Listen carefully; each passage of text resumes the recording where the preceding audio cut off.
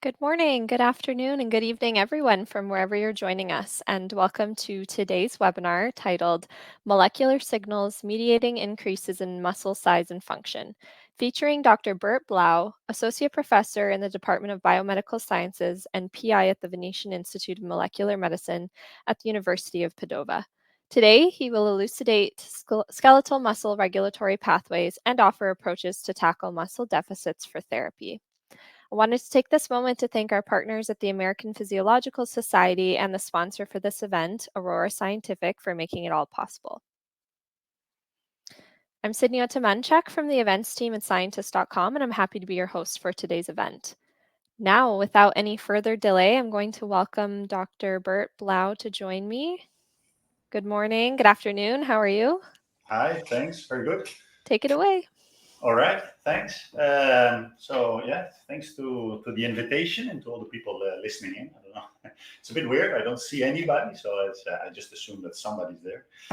So, okay, so I will today talk about the title is quite clear about the molecular signals linking muscle size, but also focusing a lot on muscle function. Okay, so just a very brief introduction, which might not be necessary for our audience, but you know, in general, skeletal muscle is a very plastic tissue. And so here you see a little bit of an overview of different signals which can actually affect the size of adult skeletal muscle. And so here, when we start off with let's say a normal muscle to begin with, if you start strength training, the muscle, is undergoing this repeated loading and activity, and it actually increases its size. While, of course, most of the situations we are interested in for a lot of our research topics, they actually have this shift more towards a smaller muscle. So we have muscle atrophy. And so you see a kind of the different situations, so denervation or changes, for example, in loading on a muscle, or pathological conditions like in cancer cachexia or sarcopenia. So just to give a bit of an idea on the different circulating factors which actually affect the size of the skeletal muscle, I listed a few here. So some like beta-2 agonists like clenbuterol, or even some hormones linked to the growth hormone axis like IGF-1, they are actually well known to induce growth of your muscle and so lead to muscle hypertrophy. Well, on the other side, and so I just highlight here myostatin, which I will just mention briefly again in the introduction, you have some factors which are actually pushing your muscle towards a more atrophic condition. And so what we are actually doing in the lab, and I think this is what we always try to put into most of our project, if not all, is to not just look at the size, because I think this is something done in a lot of labs and in a very good way, but also to look at the function, so the muscle force. So really, are all hypertrophic muscles good muscles? So is it always a functional hypertrophy or not? I think is a very relevant question to ask when we are trying to play around with these different approaches to make the muscle bigger and hopefully stronger. And so just to highlight these two mediators, which I think kind of set the field for quite a long time, which are the growth hormone IGF-1 axis on one side, stimulating muscle hypertrophy, and the myostatin pathway on the other side, which is more a negative regulator of muscle growth. So a lack of myostatin is known to actually also push towards hypertrophy. And so just to give you some starting points, so here there's a lot of work was done now already some time ago by Antonio Musaro, for example, and Nadia Rosenthal on IGF-1, where they showed that, for example, local expression of IGF-1, and these are, like I said, some older papers, but they were very nice in showing how you could have a very significant increase in muscle size if you would only locally overexpress IGF-1. So here you see that in the serum IGF-1, there's no change, while there's a massive change in this paracrine and autocrine signaling with the localized form of IGF-1. And what they also did, they also measured muscle force, and actually what they found, and this is in EDL, these are these ex vivo, organ bath measurements, they found that these muscles are bigger and they are actually proportionally stronger. So you have no loss in specific force, and really, suggests that we have IGF-1, and I think this was over the years shown in multiple models, is really a strong mediator of a functional muscle growth.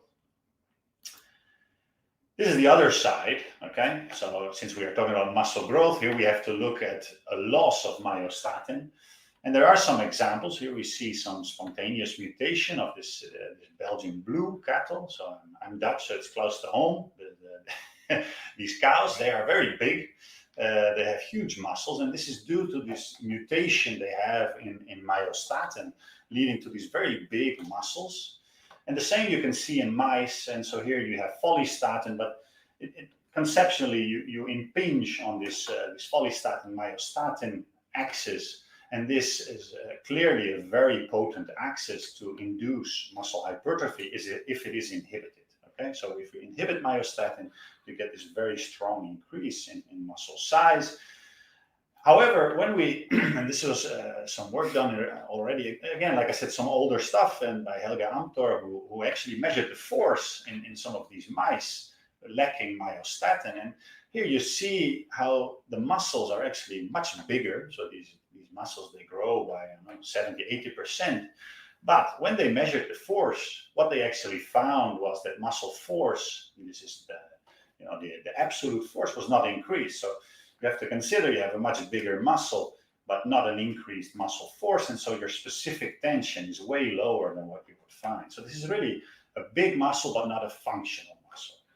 And this is keeping in mind that this is, a mutation from birth. And then, when you intervene in the adult, things become a little bit more nuanced, but it clearly shows that not all bigger muscles are actually also stronger.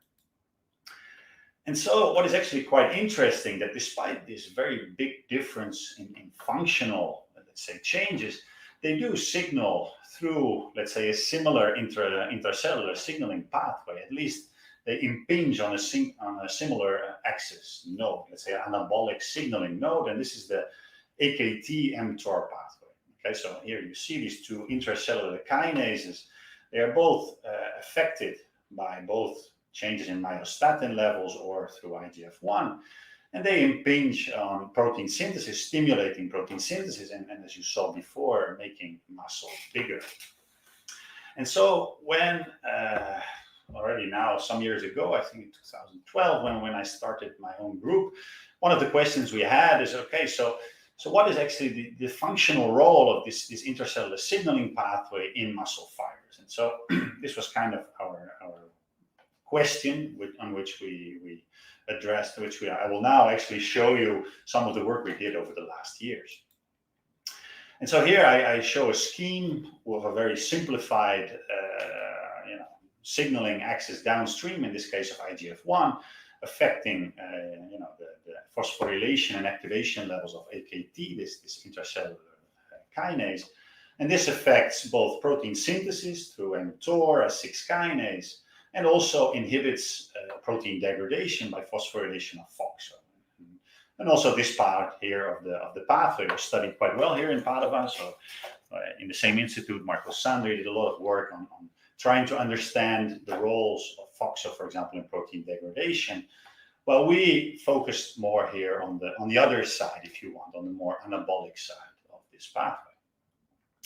And one of the things we generated here in Padova, which was already, something similar was already generated by the group of David Glass at Regeneron at that time, was a transgenic mouse, and you can see it here, where we could activate AKT only in skeletal muscle. So activation of AKT for a relatively short time frame. Here, this is 3 weeks of activation, leads to a very robust and about 50% increase in muscle size, and also lose some fat mass. And so this was a very nice and controlled way to induce muscle hypertrophy. And so what we did is we wondered, okay, so what about force production? So these muscles, they are bigger. This is very clear also from the image here, but are they also stronger?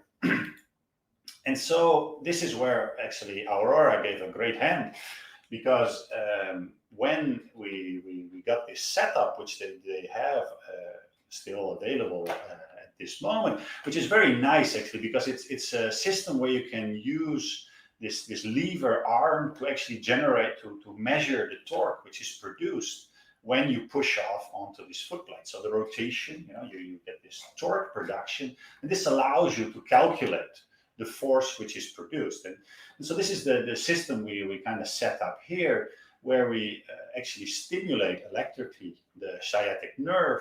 So the sciatic nerve, of course, stimulates the whole leg. So we cut the common peroneal nerve, which, let's say, eliminates the contribution of the EDL and the tibialis, so the muscles which pull up the foot.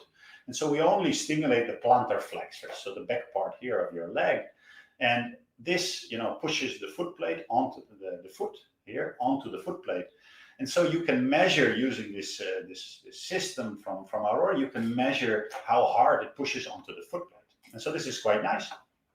And we have now used this in many, many different conditions. And it's actually a very reproducible way to determine your functional properties in an in vivo context. And what I really like about this is that keep in mind that we are not touching the muscle here at all, right? So when you saw the previous force measurement, for example, ex vivo, you take out this muscle and you put it in the bath, and this handling of the muscle, can affect the functional properties. And so in this condition, you are really avoiding any direct contact with the muscle. And so it has great advantages and some disadvantages, which I will show you now as well. And so when we measured the force in our AKT mice, which are here called tamoxifen, because this is a tamoxifen-inducible form of AKT, you could see that, the absolute force in these hypertrophic mice was actually increased. So this was quite nice. So we could definitely say that, this is a pathway which is able to induce an increase in absolute force production. But when we actually normalize this force production, so from our plantar flexors, for the mass of this muscle, we actually found that force was actually decreased. So our normalized force was decreased compared to our control animals. So this was, suggestive that yes, we can increase force, but it's not really proportional to the increase in muscle size. And so we wondered, is this a real impairment, or is this some kind of, so is there something intrinsically wrong in these hypertrophic muscles, which could potentially explain this reduction in force, in normalized force production? And so now I used this example of this AKT mouse just to give you a bit of an idea on how we went about to try and address this question, which is, of course, a question which occurs in many different conditions where you want to understand why, for example, normalized force is impaired. And so to address this, we went step by step. And so the first thing we looked at was to see, we stimulated by the nerve and we measured the torque produced. And so we wondered, is the nerve activity, is it able to induce a release of calcium? Because this is the first step which really needs to occur to have a proper, let's say, force production. And so what we did here is we used this approach where you can actually measure the calcium transients which are produced after electrical stimulation. And to do this, we use this culture system, if you want, of isolated single fibers taken from the FTB, which is a little muscle underneath the foot. And so you can actually see the transient of calcium produced after electrical stimulation. And so what we actually saw was that in hypertrophic FTB fibers, we actually found an increase in calcium release. So clearly suggesting that we did not have an impairment in calcium release after electrical stimulation. So then we went a step further. So if excitation contraction coupling is not impaired, we wondered if the problem could be at the level of the organization. So do we have some issues at the level of the sarcomere? And so first, what we did is we did some analysis of the muscle ultrastructure. And so this is where you go to the electron microscopy. And one way normalized muscle force can actually be impaired is if there are some empty spaces within your fiber, some glycogen accumulation, or at least some part of the fiber is not functionally participating to the contraction. This would clearly reduce your normalized tension. But when we looked in the electron microscopy, and so this is a bit of zoomed out a bit, but you can see the Z lines here and a very tight organization of the sarcomere. So we are definitely not looking at empty spaces within our fiber. So really Also, the muscle ultrastructure seem to be working, seem to be quite nice in our hypertrophic mice. And so, while this is a good indication that things are working properly, it's of course not a physiological readout. And since I am actually in the physiology department, we have to look at muscle function. And so this is what we did. And you can actually do this on the single fiber level as well. And this is, again, these are very particular setups. And this, again, Aurora is very useful because they made a very nice setup where you can actually mount these isolated single fibers. So you skin them, you permeabilize them, and then you can put them between two, a force transducer, and you can put them between a lever arm. And this way, if you take this piece of fiber and you put it in a bath of calcium, keep in mind that these fibers, they are permeabilized, so calcium can easily diffuse into this fiber. It actually starts to generate tension. So this really gives a good readout of how, let's say, the contractile apparatus of your muscle fibers is doing. And so I actually put this image, because I used to put this image in for quite a few years to show to people who don't know anything about it what a muscle fiber setup looks like. But if you actually zoom in here on these muscle fibers, they are actually still really nice. And so I'm a little bit, I'm not I'm not snobbing the organoids, but I think if we want to look at a system where we're actually looking at an adult muscle fiber, this is still looking very much like what we are, what we see in a normal electron microscopy. And here we did some staining on the isolated fibers. You can see here both mitochondria and structural proteins like actin. They are still very nicely organized. And so when we put this fiber, when we put it into a bath with calcium, we actually found that the tension produced by these hypertrophic fibers was even a bit higher than what we found normally. So really, we had no impairment with regards to fiber contractility. And so it kind of created a situation where we had everything working properly. And so then we wondered, okay, so why did we not see this maintenance of normalized tension when we did the in vivo measurements? And what we believe is the explanation is that there are changes in muscle architecture. So one of the things you do when you measure in vivo, you have to keep in mind that these muscles, they are inserted under a certain angle. And so here you see this quite nicely, how you have a muscle with its pennation angle. So you have to consider that you measure force along an angle, along, let's say, a direction, which is not necessarily the exact direction along which the muscle is pulling. And this was actually shown quite nicely. So a colleague here, so Marco Narici, which is a colleague here in Padova as well, who did these studies in humans, actually showed very nicely how when you exercise and so you make your muscle grow, this pennation angle actually is changing. And so if you imagine this pennation angle increasing over time, you can actually underestimate in vivo the amount of force which is being produced by your muscle. And so kind of to understand if this was the issue, what we did is we added on another functional measurement, and this time we used the diaphragm. And so the diaphragm is very interesting because it doesn't have a pennation angle. So the fibers, they really run parallel to the force, the direction along which the force is being produced. And indeed, when we measured some strips taken away from the diaphragm, which were definitely much thicker, we could actually see that normalized tension was completely preserved. So really suggesting that what we have in our models, our AKT model, is that we have a very quick and rapid and functional muscle hypertrophy. So this was nice. Okay, so now what we got is a model, an experimental model, which we can use to dissect out a little bit better which are the players involved in generating this functional hypertrophy. And this is kind of what we have been doing now the last 10 years, if you want. and so the first thing we started with was to look at some of these downstream mediators involved in the increase in protein synthesis. And one of the major mediators downstream, that anabolic mediators of downstream of AKT in other cell types was S6 kinase. So this is kinase, which is, in a lot of cancer and other cell types, was known to be very important in stimulating cell growth. And so the approach we used was to relatively quickly address what, or if any, was the role of S6 kinase in modulating hypertrophy after activation of AKT. We used this electroporation approach. So this is, it's pros and cons, but it can be useful. And what we did is we electroporated a plasmid, coding for this myristylated form of AKT. So this is let's turn it down because in Italy spring has arrived and it's getting a bit warmer.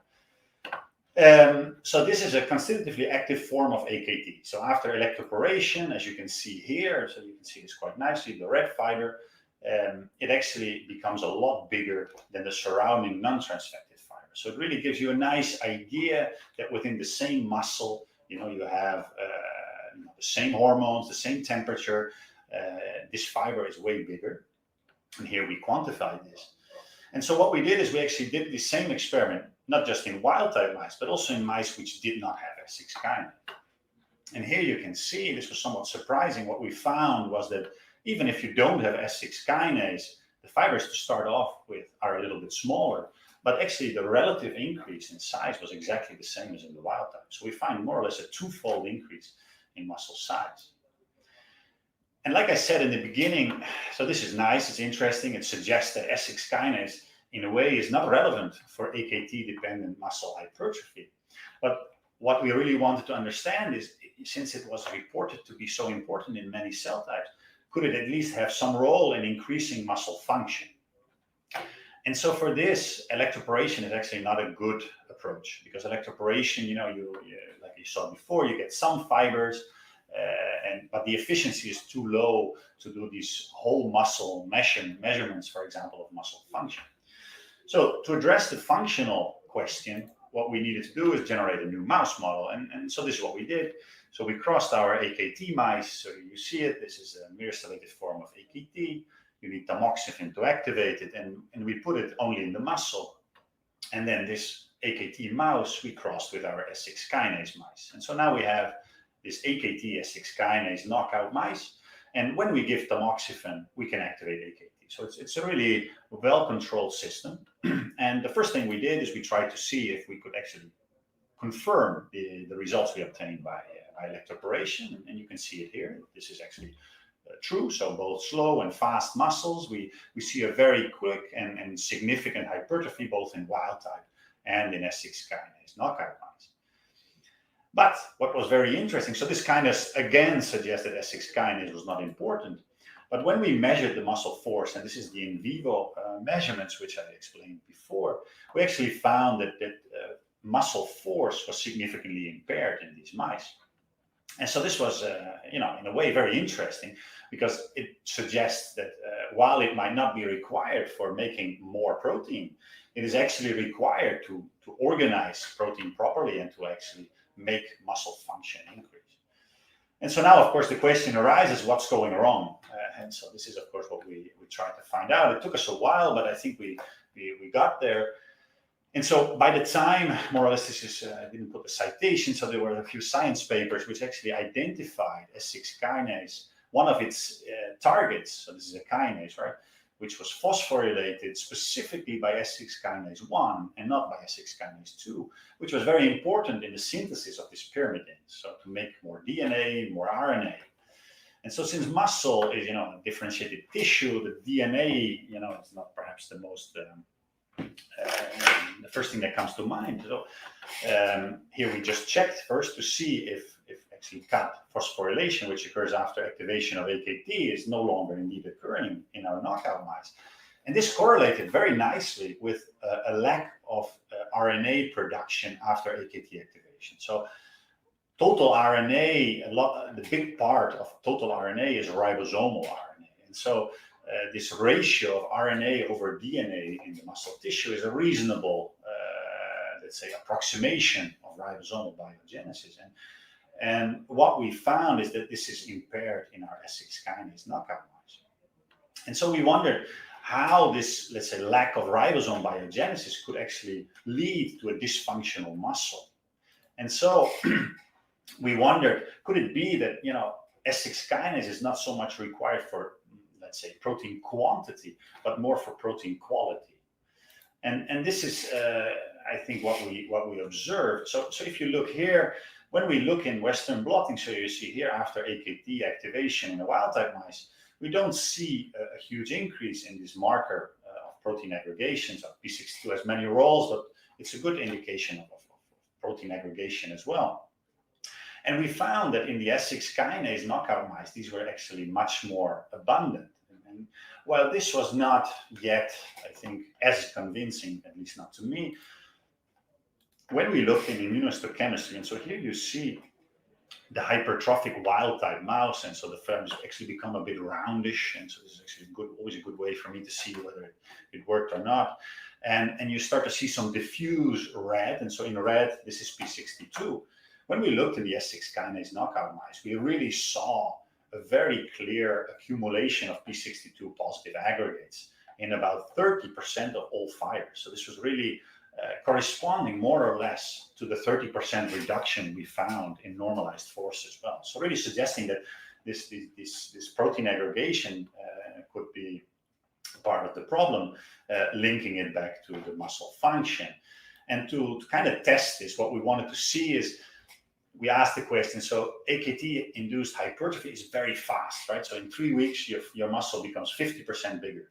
So what if we slow down the growth? And so therefore, perhaps, there's more time to actually, have protein quality control, if you want. And so this is what we try to test using rapamycin. So rapamycin doesn't block AKT-dependent hypertrophy, but so this is the experimental approach, but it does, let's say, reduce the hypertrophy. And so you can see this already here with puramycin. So this is one way to monitor, for example, protein synthesis rates.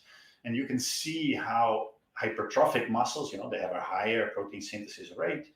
And this is when you give rapamycin together with activation of AKT, it's still higher than in their control muscle, and the same for the S6 kinase knockout, but it's not as high as in the AKT.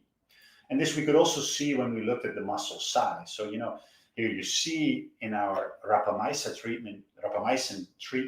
treated group, we see this reduction in muscle growth, both in the wild type and the knockout mice.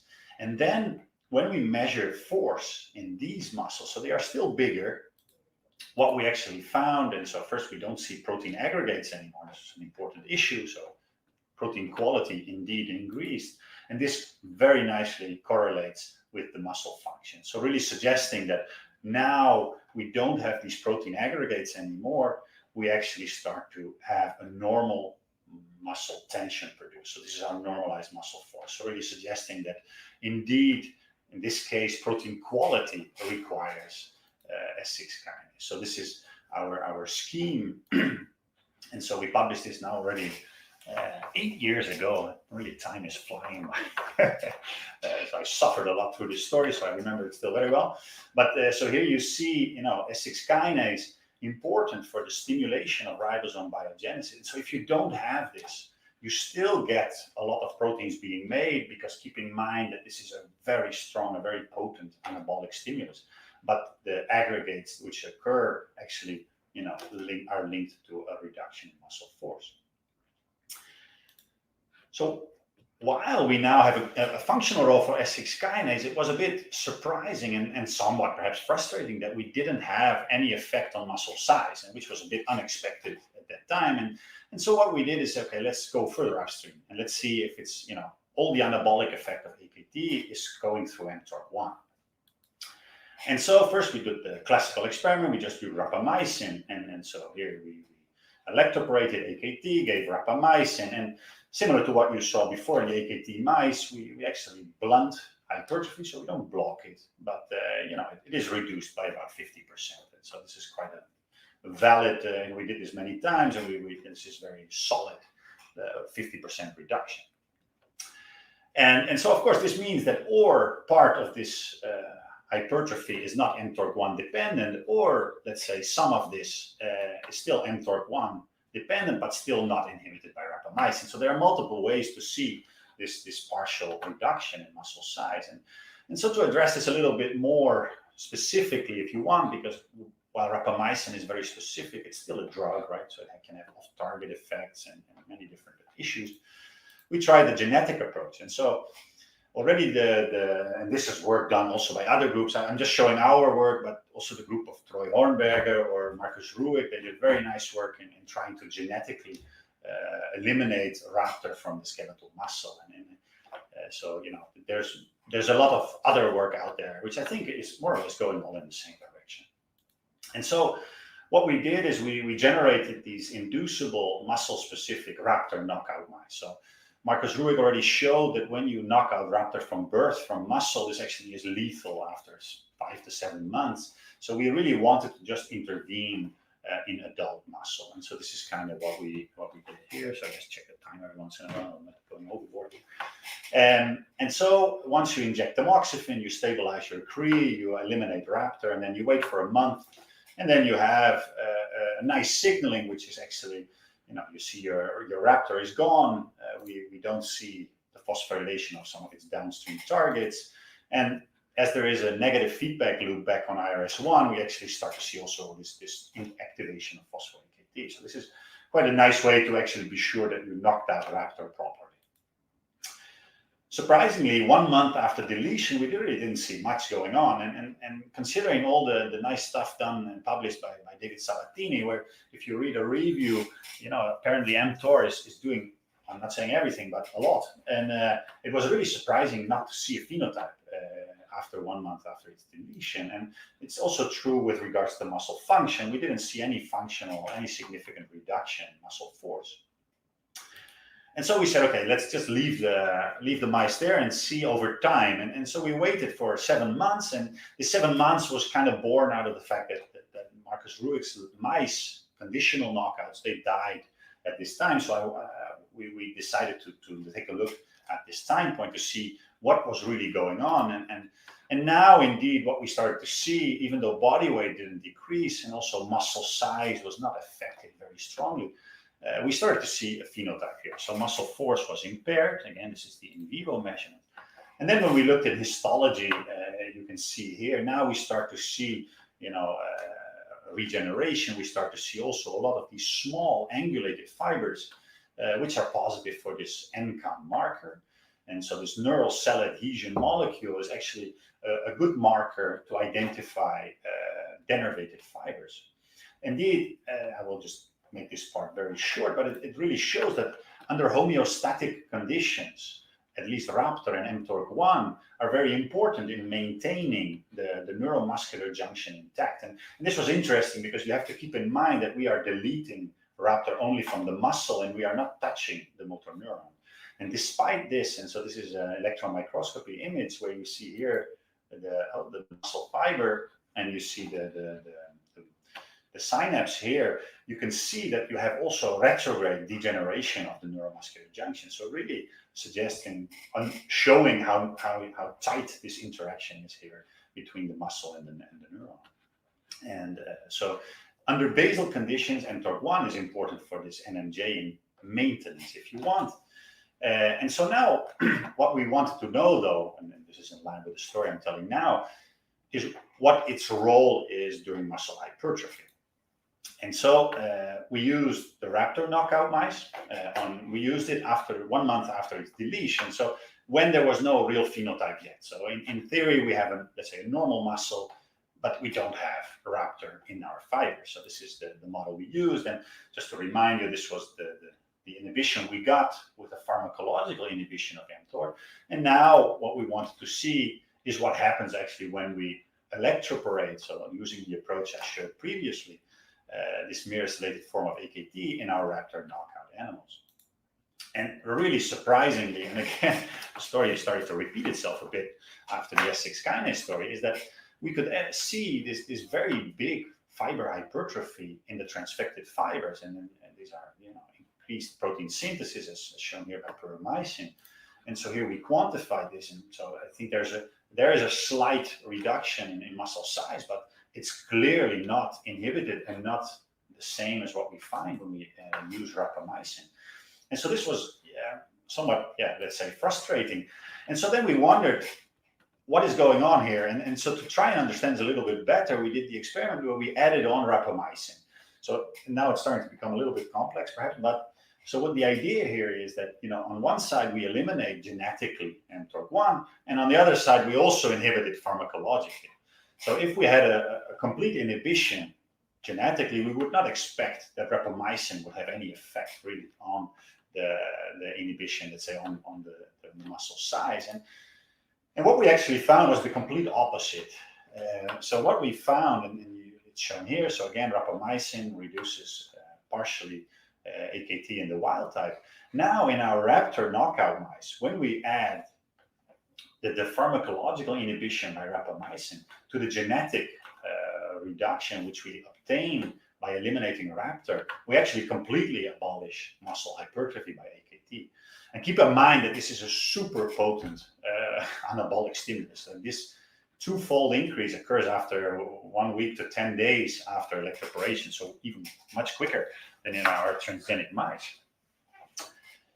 So electroporation has some limitations, and like I said, one of them is that we cannot measure force. So what we really wanted to understand now is, I kind of said this already before, we wanted to understand if these bigger muscles which didn't have raptor were actually also stronger. So again, we needed to generate a new transgenic mouse model. And this, okay, so I'm okay with time. And so this is kind of what we did here. So now things become a little bit more complicated because before we had a total knockout for S6 kinase, a whole body knockout. So this was, compared to this one, a bit easier to work with. This case, what we needed to do is we needed to eliminate raptor in the adult. And then after 1 month, we wanted to activate AKT. And this is what we actually did here. So when we crossed our AKT mice, keep in mind we have a stop sequence here in front of AKT, so it's not produced unless there's a CRE present. And we crossed it with our raptor floxed mice. We infected these muscles with an adeno-associated virus expressing the CRE. And the advantage here is that the damage induced by the muscle is very low, if any, at least depending a little bit on the dose you give. And it's very different from the electroporation protocol, and you have a much higher efficiency. So this is really a nice way by intramuscular injection to get a very high efficiency in your muscle. And so what we did is we waited for 1 month after this injection. And so after 1 month, raptor was gone. AKT is produced because the stop sequence is gone. And so now when we give tamoxifen, we can actually activate AKT in the context of a muscle which doesn't have raptor anymore. So we generated our AKT raptor knockout mice.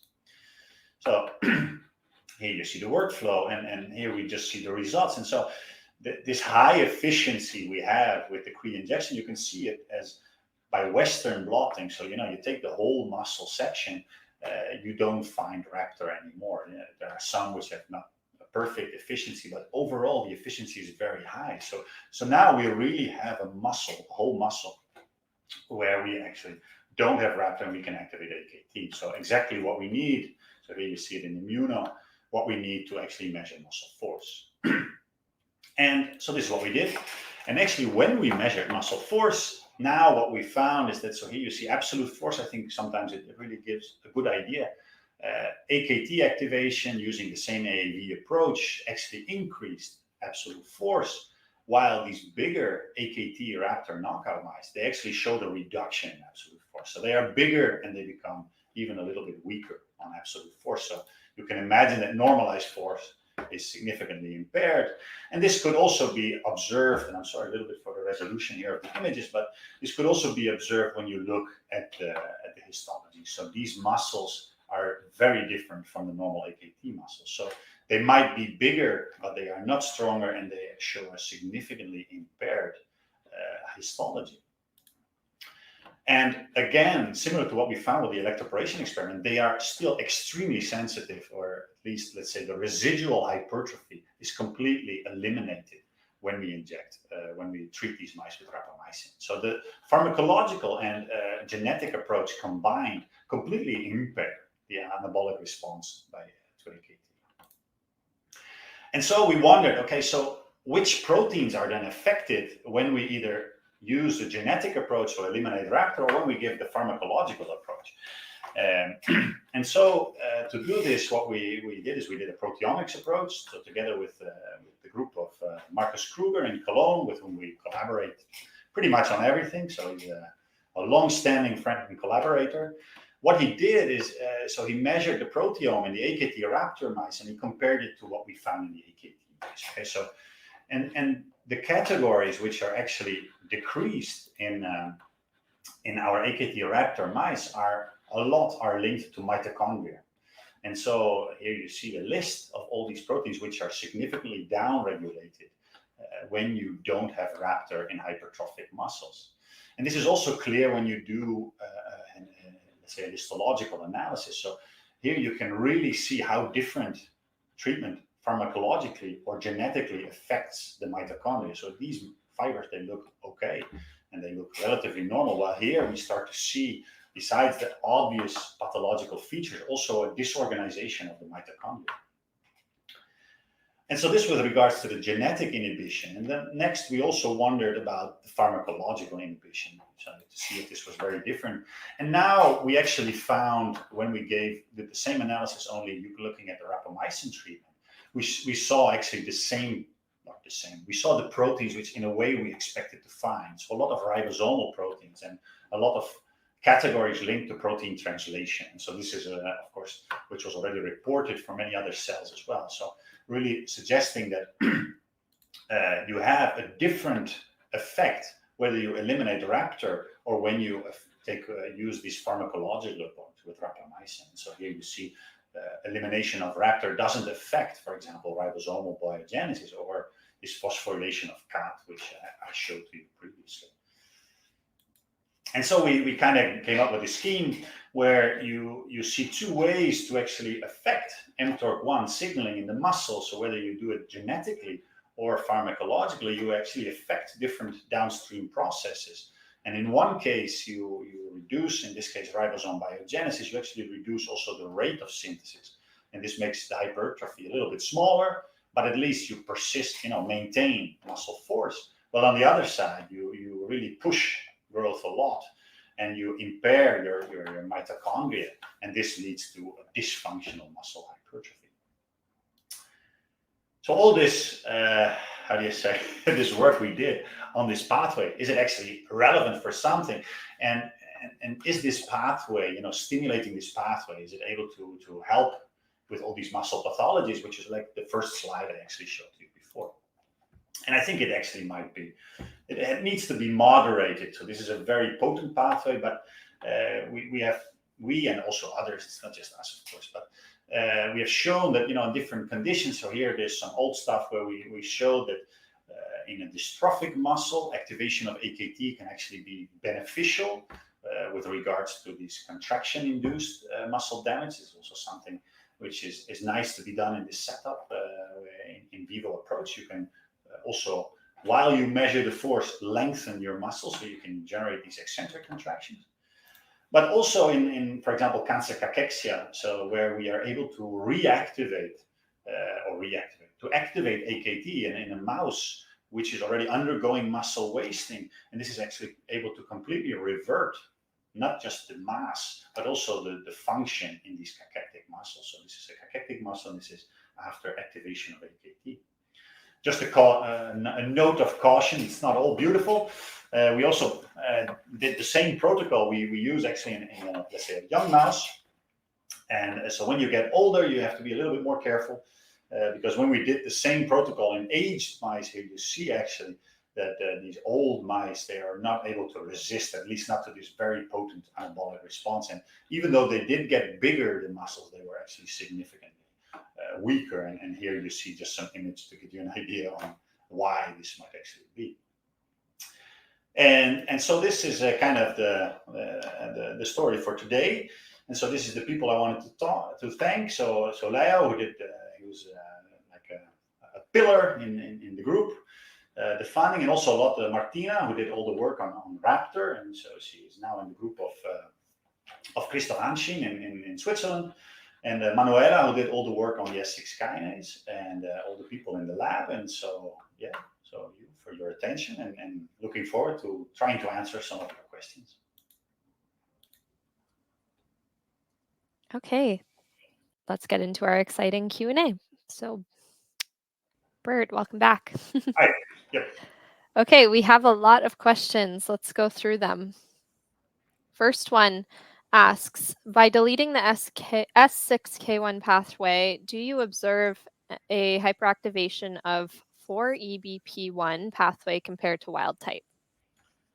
Yeah, so that's a good question. So, yeah, what happens actually, what we found is that part of the hypertrophic response that you get after you eliminate S6 kinase is actually that it diverts a little bit through 4-ABP1. So what we try to do is we try to block both sides, let's say, of the pathway, and to see if this way we could prevent, if you want, or at least reduce the hypertrophic response after AKT activation. And in a way, this is what we found, because when we so as I showed, when you actually block S6 kinase, you have hypertrophy, which still persists, which remains rapamycin sensitive, which was for us very surprising at that time. And actually, what happens is that when you also block 4-EBP1, then because 4-EBP1 is a bit difficult, the signaling to actually interfere with this. You need to have something which constitutively binds to your 4E. So you have these mutants which you can overexpress. But if we block both pathways simultaneously, then, for example, rapamycin is no longer able to inhibit or reduce further the muscle hypertrophy. So in our interpretation, the block we get with rapamycin is actually by blocking both pathways simultaneously. Okay, fantastic. Thank you. Let's see. We have a question. Well, it starts with saying excellent talk. They have a more general question on overall role of muscle growth. So physical activity is one of the three major pillars of environmental enrichment and accounts for 50 to 60% of total benefits of the environmental enrichment, measured as an increase in cognitive reserve. Okay, I'm going to just skip this part. In your opinion, which type of physical activity provides the best CNS stimulation and why? And do you know if the cognitive reserve benefits are directly linked to muscle growth? Okay, so here I'm completely unprepared. So I don't. So I think I have only experience in mice, and so the cognitive part, let's say, I didn't I didn't get into. So now really, I whatever I would say would not be useful for this question. So I'm sorry. No problem at all. My expertise. Okay, we'll move on. That's fine. In age, mTOR activity appears elevated at baseline and less responsive to stimulus. However, several groups report only S6K1 is activated while 4EBP1 is not inhibited. So how do you reconcile the increase in S6K1 activity in aged mice with decreased function? Yeah, so this is a bit of a difficult issue. So I think what part of what you see with aging, so it's important to keep in mind that you have denervation, right? So when you get into this aging, you start to have denervated fibers, and one of the things you see in denervation, and again, this was work done by other groups who showed very nicely, and we've seen this as well. You have a very strong activation of the mTOR pathway in denervated fibers. Okay, so these small fibers, they have a very high level, for example, of S6. So if you do instead of taking, let's say, a section of a muscle, of an aged muscle, and do a Western blot where you would see an increase in phosphate 6, it would be very informative, I think, to do a section and just do a staining, an immunohistochemistry staining, because then you would actually see, I think, that this signal you catch up on in blotting is actually coming often from a few fibers here and there, can be also quite a few, but which have a lot of signal, not necessarily a dispersed, let's say, an overall increase in S6. And so this is, I think, part also a technical issue, because if you then start to do only Western blotting and you lose this let's say this information on where your signal comes from, it becomes hard. It's easy to take, I think, some wrong direction. So what I think in aging is that the part of the signal you find in Western blot is really coming from these small denervated fibers. And so, yeah, some caution needed, let's say, to interpret these results. Okay, fantastic. Let's move to this next question. Great talk. Does modulating skeletal muscle AKT activity alter satellite cell abundance? I don't know. What we did years back, but then I stopped looking at satellite cells. But what we did is we looked to see if we found BRDU incorporation, to the idea of trying to understand if we had incorporation of satellite cells, because this is of course an important issue. You know, do you need this fusion of new satellite cells to give new nuclei to this growing fiber?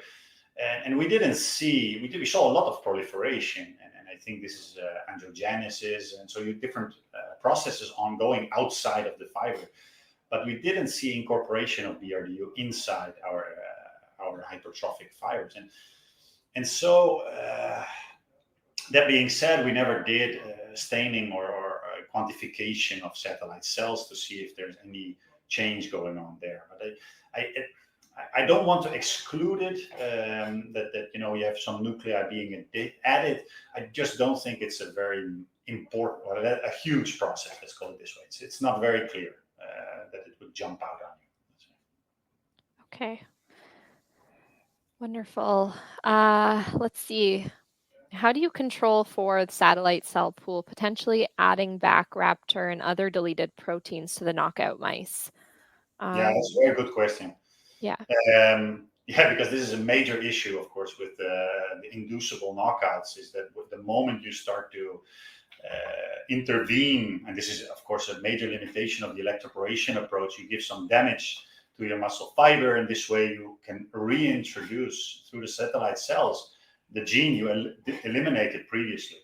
And so this is a very important issue to avoid. And for example, we discussed this years ago with the group of Troy Hornberger as well, because he had a similar model and he ran into the same problems. And they, for example, found some approaches where you do a relatively mild, let's say in his case, let's say a functional overload, which was not too much. So you didn't induce this activation of satellite cells. So this way you avoid the reintroduction.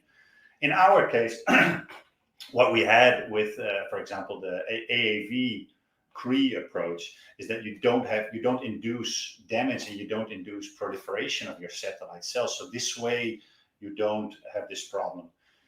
If we just look at let's say the longitudinal raptor deletion, there we just gave tamoxifen for, let's say, 1 week every month to maintain the deletion of raptor also over time, to avoid this spontaneous reintroduction, which you will get if you look over months, for sure.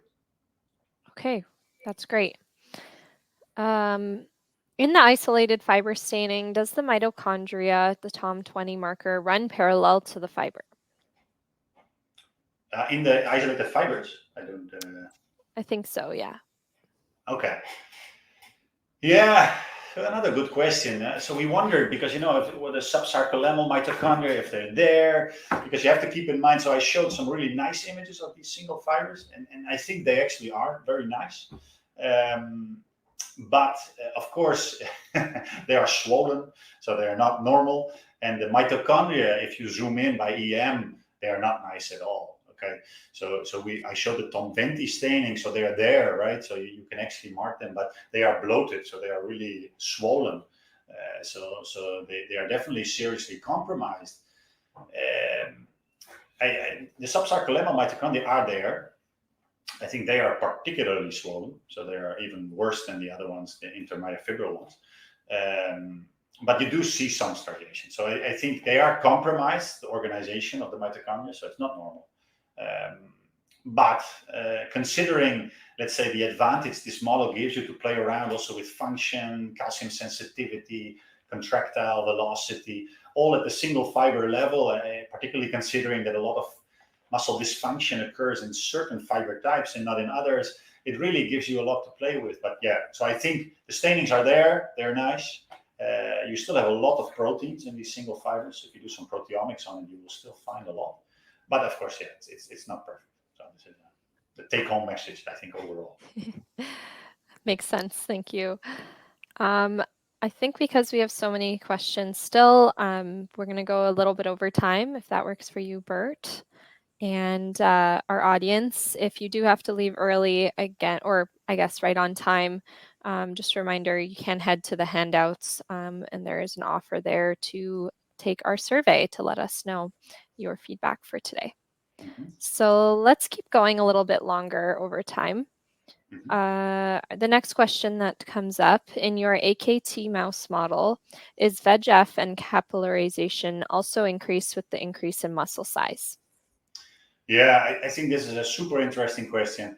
So back then, years ago, we did something on this, and we did some staining for some endothelial markers like CD31, and we didn't check for VEGF, but it's reasonable to assume that VEGF goes up. You know, it's supposed to, at least according to literature. We did find more, if you want, capillaries. But at that time, we didn't have time to follow up on it. But I think it's a very interesting issue. So whether or not it's, how can I say, it occurs at the same rate, I think that's a super interesting question. But at this time, we don't know. Okay, great. In raptor knockout, you observe an increased size of fiber and transfected fibers. Is it fiber type specific? As you demonstrated that mitochondrial pathway is affected in raptor KO mice. If the hypertrophy is fiber type specific, is the question? Yes, I believe so. Well, no, we don't see. So when we activate AKT, and I think I showed this in the how can I say, the S6 kinase knockout mice. So both fast and slow muscles, they actually show a very strong increase in muscle size, and we never really saw major differences there.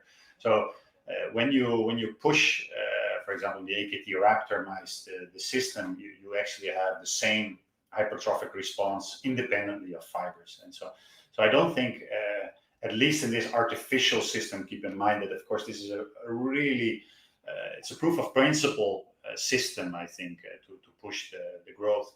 But there, both fast and slow muscles are able to grow. So I don't think this is, there's no particular, we never managed to, we did try and analyze this. I mean, I actually did grow up here in the lab of Stefano Schiaffino. I identified one of the myosin. So this is a kind of an obligatory passage here in Padova if you do any analysis on a muscle. But yeah, we couldn't match this. No. Okay, thank you for sharing that. Let's see. How do you reconcile the Rappa and Raptor knockout results? What is the actual role or roles of mTOR in hypertrophy? Yeah, again, a very good question, also a very difficult question. So our interpretation, so this is an interpretation, is all I can say. Our interpretation is that you, even just a basal knockout of raptor, which didn't give a phenotype, for us was very strange, because, like I said, you know, mTORC1 is supposed to have a lot of different roles in the cell, and it has, of course. And so that you don't see anything happening is quite surprising. And I didn't get into this now, but when you give, even after 1 month, no phenotype, and you add rapamycin to these raptor knockout mice, so they are at that time normal. Within 1 week of rapamycin, which in a wild type mouse doesn't do anything, it actually gives a very strong, also functional phenotype in the muscle. So you actually reduce muscle force by 50% within one week, 10 days of rapamycin treatment. So for me, this means, so there are multiple interpretations. So some would say that perhaps rapamycin acts on different targets than raptor. This is something which we see in our, let's say, our hypertrophy models. But it could also be, I think, that when you delete a gene in general in muscle, I wonder if, you know, it takes time to actually have a very efficient deletion. So there's a lot of nuclei in a muscle, okay? And so before you actually delete raptor everywhere, it might take a bit longer than in a normal, let's say, a normal cell with only one nucleus. And so you have some residual mTORC1 signaling. And I would imagine that in a cell where you have this pathway, which is so important for many functions, even a little bit is able to actually maintain at least basal functions in a cell. And then if this is kind of my view on things. So then when you have this, let's say 20% of residual mTOR signaling still left, you don't pick it up as well in blotting for perhaps. But if you then add on a pharmacological inhibition and this, let's say, eliminates whatever was there, then you start to really see what happens when you very potently inhibit mTORC1. So this is kind of our interpretation of these results. But yeah, there are different ways to look at it, I think, and we thought about how to address it, but we were not able to dissect it better than this. So I think that's for now. It's still open, I think, for different interpretation. Absolutely. Yeah, well, I think that's a great way to end our session today. We have reached about 5 minutes over, so I just want to thank you for staying a little late and for your excellent and engaging presentation today. It was really a pleasure to hear all that you had to say. Okay, thanks. So thanks to the listeners, and yeah, okay. So if any more questions, I will try and answer them later. Absolutely, I'll pass them along to you. Okay, perfect. All right. And of course, I want to say thank you to our live audience. We know you have busy schedules, so we really appreciate you being here live, and I hope that you enjoyed your experience today. In closing, I hope you enjoyed this Inside Scientific webinar produced in partnership with the American Physiological Society and sponsored by Aurora Scientific, and I hope you enjoy the rest of your day.